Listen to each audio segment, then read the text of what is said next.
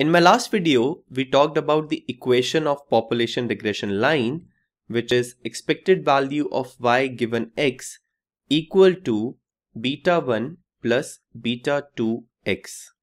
So this is the first equation on the population side that we discussed.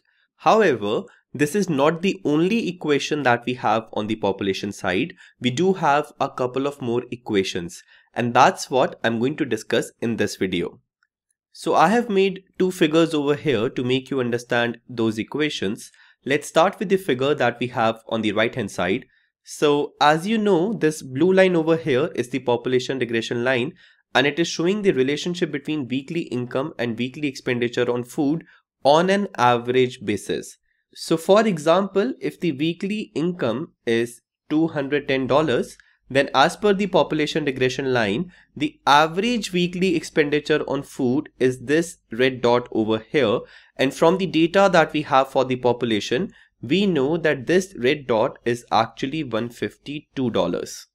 So this is the information that the population regression line is giving us. If weekly income is equal to $210, then on an average, the weekly expenditure on food is $152. Now see, there is a point that you need to note over here. Whatever information we are getting from the population regression line, it is on an average basis. So just because the population regression line is giving us a number of $152 over here, that does not mean that all the households with weekly income $210 will have $152 as the weekly expenditure on food. Okay, let me explain this point in a detailed manner. So now take a look at the figure that we have on the left hand side. So over here, if x is equal to 210, then as you can see, there are 7 green dots. And these 7 green dots are actually representing 7 households who have a weekly income of $210. Now, if we focus on the average weekly expenditure on food for this income class, then that particular value is $152. But as you can see, this does not mean that all the households with the same weekly income are going to spend $152 on food. Basically, some of the households are spending more than $152 and some of the households are spending less than $152. So $152 is just an average value. It does not mean that at the household level, all the households with the same weekly income will also spend $152. And having different weekly expenditure on food, even if the households have the same weekly income, makes sense as well. Think of it in this manner. Let's say you are a household and I am a household, and let's say we both have the same weekly income. Now let's assume that you are a wealthy household. You already have a car, you already have a house, which maybe you have got from your parents or grandparents. So you already have the major assets. So whatever you earn, you spend a lot of it on food consumption. And let's say on the other hand, I am not a wealthy household, so I don't own a car or a house. So whatever I earn, I spend less on food as compared to what you spend, and I try to save more. So even if you and I have the same weekly income, it's not necessary that we are going to have the same weekly expenditure on food, because income is not the only variable that affects weekly expenditure on food. There are many other variables as well. One of such variables is wealth. So even if you and I have same income, but if you have more wealth than me, then you can afford to spend more on food consumption. Okay, and wealth is not the only other variable that affects weekly expenditure on food. You can also think of many other variables. But I hope this small example has made it clear that even if the households have the same weekly income, it is not necessary that they are going to have the same weekly expenditure on food. Now let's write some equations over here at a particular household level. So out of these 7 green dots over here, let's choose a particular green dot.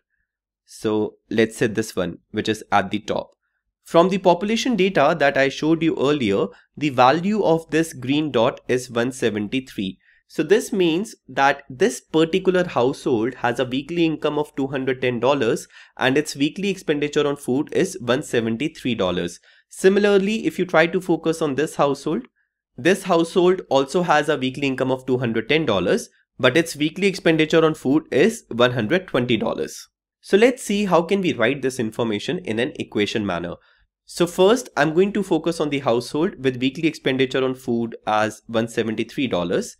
So basically we can write that 173 is equal to 152 plus 21.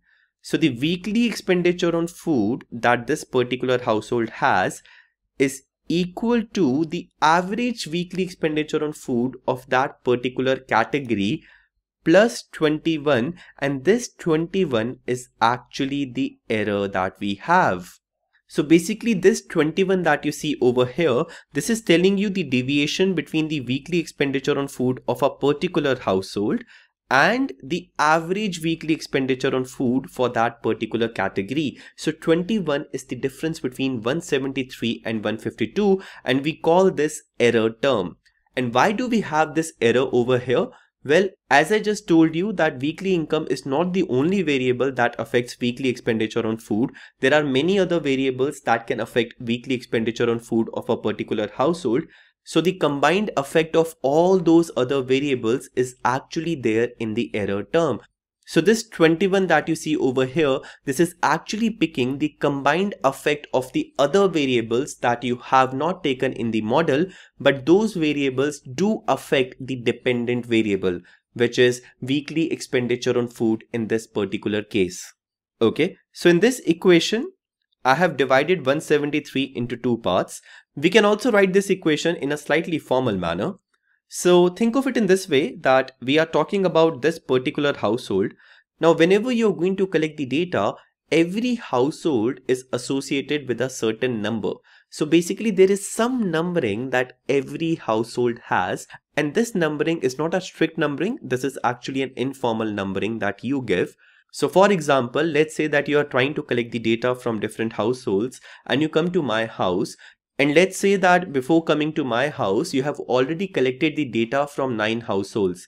Now, because you're coming to my house after collecting the data from 9 households, in your data, I am the 10th household. So the number associated with me is going to be 10. Okay. Now see, I have not counted the number of households over here, but let's say this particular household is the household number 28 in our data. So that means this 173 that you see over here, this is the weekly expenditure on food of the household number 28. And in formal terms, we can write it as Y28. So Y28 means the value of the Y variable for the 28th household.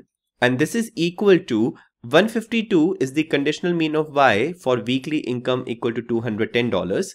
So we can write that this is equal to expected value of Y given that X is equal to X28.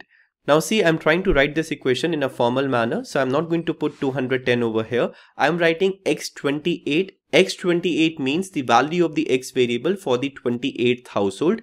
In our case, it means the weekly income of the 28th household, which is actually 210. Plus error of the 28th household. Now the notation that we have for the error term is U. So U28. So basically this equation is telling us that the weekly expenditure on food of the 28th household can be written as a summation of two terms, where the first term is the average weekly expenditure on food for that particular category and the second term is the error term. Okay. So let me do the same exercise for one more household so that you could be 100% clear with this part. So let's say we start talking about this household. So this household has a weekly expenditure on food which is 120. So we can write 120 is equal to 152, which is the average weekly expenditure on food for that particular category, minus 32. Okay. Now see, there is one thing that you need to note over here. We are trying to write some formal equations over here. And whenever we write equations, we do have a general structure that we have to follow.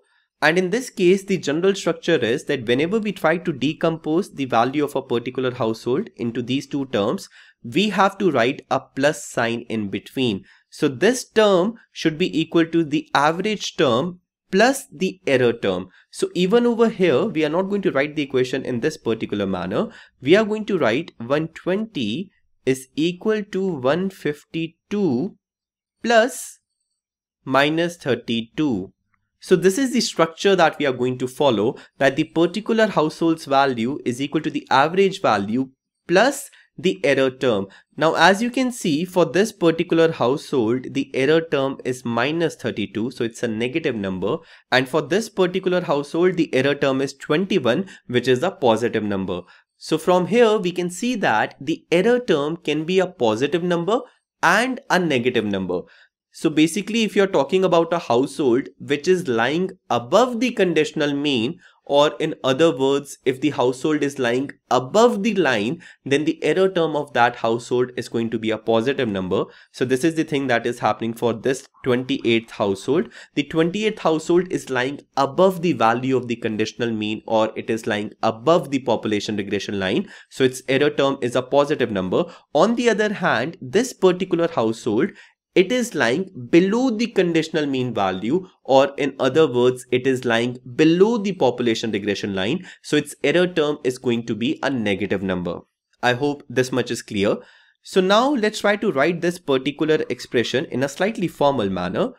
And to do that, let's assume that this particular household that we have over here, this is household number 21 in our data.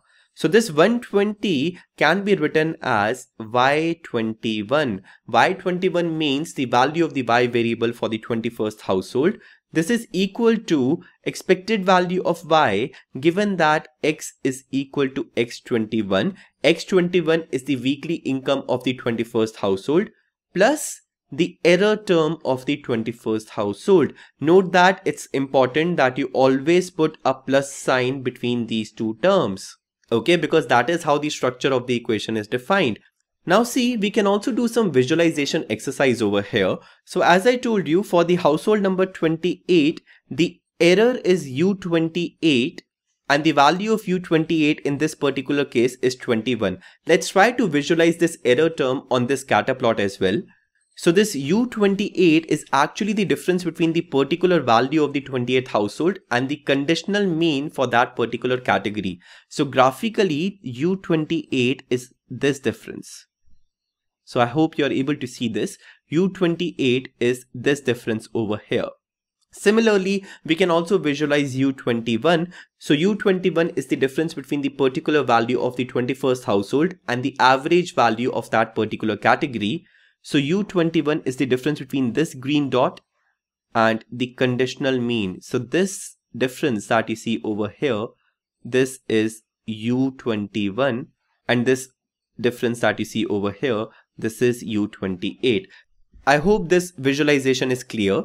Now see, this equation that we have written over here, this is for the 28th household, and this equation that we have written over here, this is for the 21st household. So these two equations are not the general equations because these equations are written for a particular household. So now we are going to write a general equation that will hold for any household. Okay, so we are going to write yi. So instead of writing a particular household number that is 21 or 28, I'm just going to write I over here. Now I have not counted the number of households that we have in the data. However, let's assume that in total there are 70 households that we have. That means this I that you see over here, it can take any value from 1 to 70. Okay, because I'm assuming that we have 70 households in total.